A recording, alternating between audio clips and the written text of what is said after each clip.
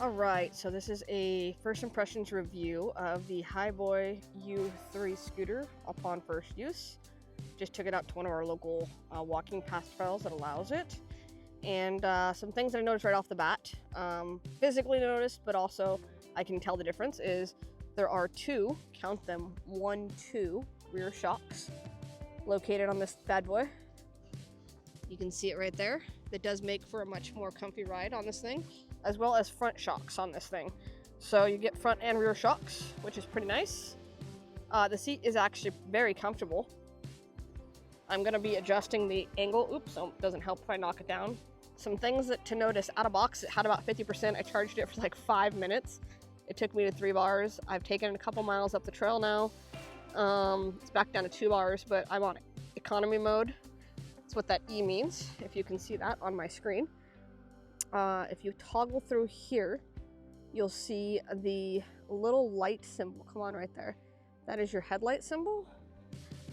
And so what is really cool is when you turn that on, is you get the super bright LED up front. So this is the middle of the day, you guys, so you can see how bright that is. You also get a glowing symbol on the side that makes you visible from the side. And your tail light stays lit up, which is pretty freaking rad. Something else that I noticed when Dennis was behind me, so I go ahead and turn off my headlights. You'll notice my tail light is off. Let's see if I can catch this on camera here.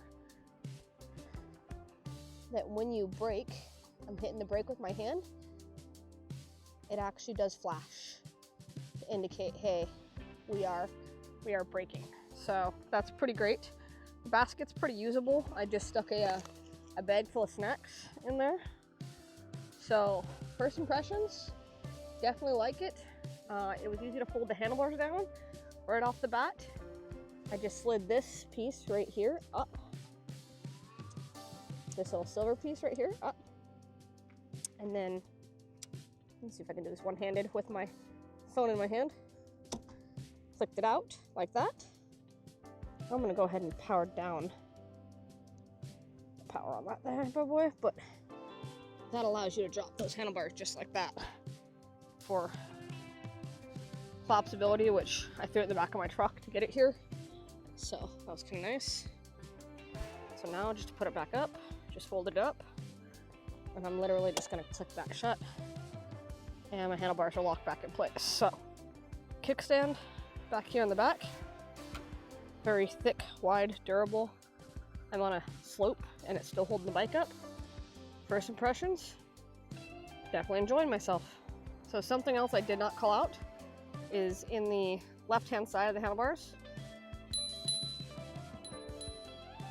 there is definitely a nice, loud, ergonomic, easy to get to bell to indicate when you're coming by people.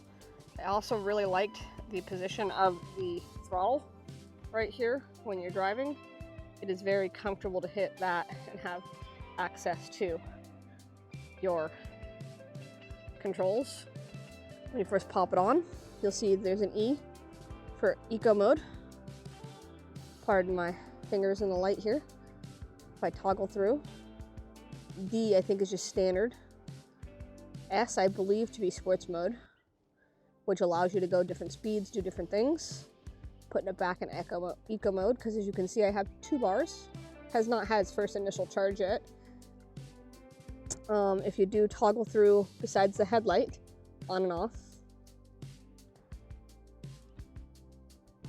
you double click twice fast, you can change the miles per hour to kilometers.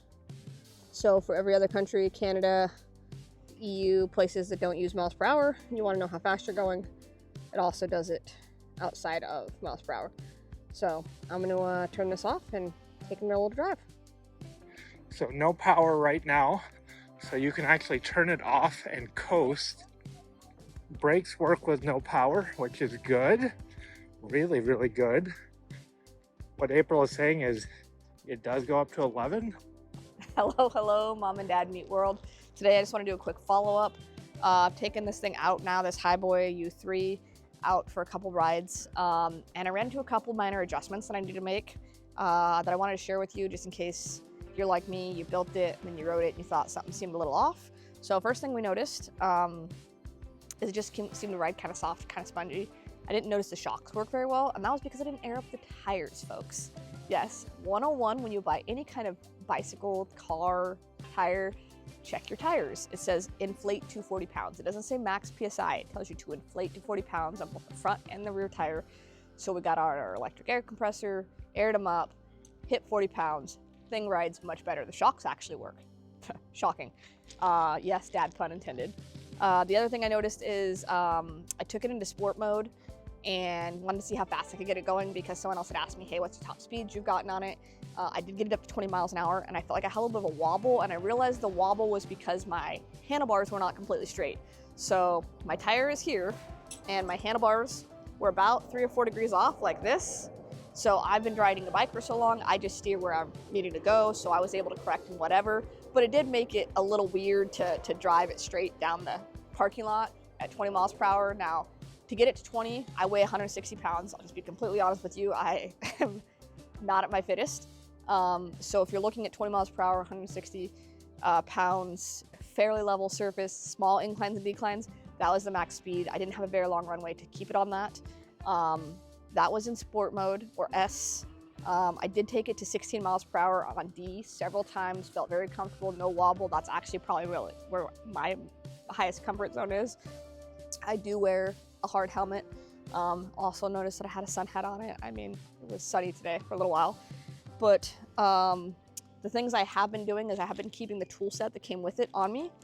And because the tool set is on me, I was able to just adjust it right here at the park, which all I had to do to adjust the headset was to flip this up, set that down, flip this up and pull this down, and the handlebars come down. Ignore the helmet, that's why you have them. Allen wrench right here is what keeps this straight, so you can fold this up and down all you want. Your handlebars don't move, as long as that is tight right there. So all in all, that took me, honestly, realistic time, 90 seconds, because I have the handlebar tools on me. And then the third thing that I noticed is while I was riding that this was going left, paused because we switched cameras. So the third thing I noticed was that at the tail end of my previous ride, my seat was moving left and right. And up underneath here is that 14 and 15 millimeter bolt. Because I brought the kit with me that came with it, I was able to cinch that down. Remember the reverse tighten, so one goes one way, one goes the other to keep the nut from spinning on the end. That took me probably 3 or 4 minutes to get it to where the angle was right this way or that way, and the left-right was centered for my handlebars and my tire. Yeah, three quick adjustments: my seat, my tires, and my handlebars, with 3 critical adjustments that I noticed here on the second ride out. I have also gotten about 4 or 5 miles on it. I'm down 1 bar on my power meter. I've gone up some pretty steep inclines, down some pretty steep inclines, ridden in some circles. I'm just trying to get some distance on it. So I'll let you know how that goes. But all in all, I'm incredibly happy with the purchase so far and hope this adds some value to you. If you have any more questions, thoughts, feedback, let me know. Thanks for watching. Bye for now.